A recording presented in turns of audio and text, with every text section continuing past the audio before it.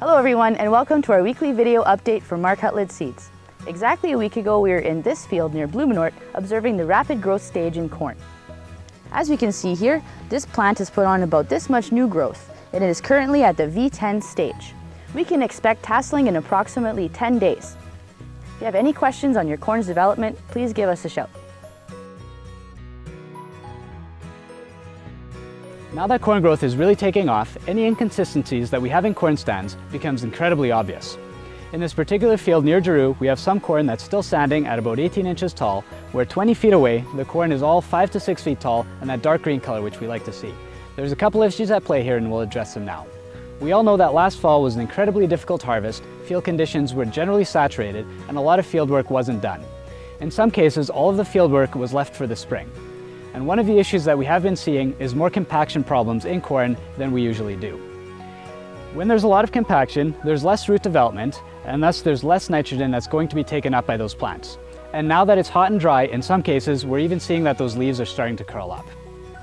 There's nothing we can do to address compaction within the growing season, but those parts of your field should be given special attention this fall when it comes to tillage passes, as well as planning out some drainage or just clearing out those ditches.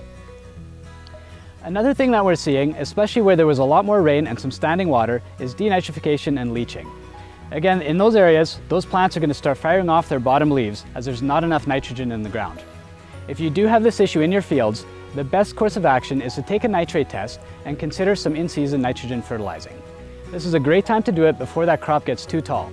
We can go out, do some plant assessments, and kind of have a very good idea in terms of what the crop potential is and fertilize accordingly.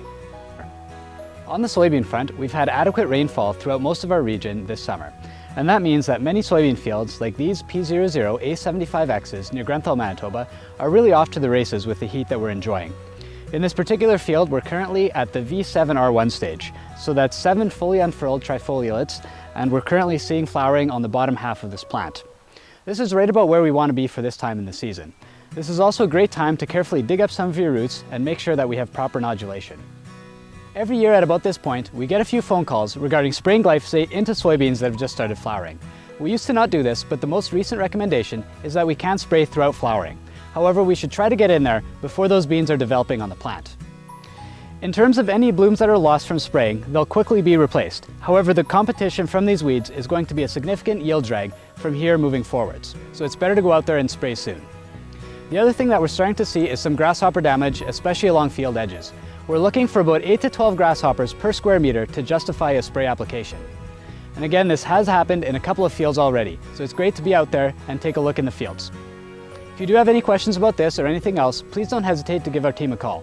We hope everyone has a wonderful weekend and enjoys this fantastic summer weather.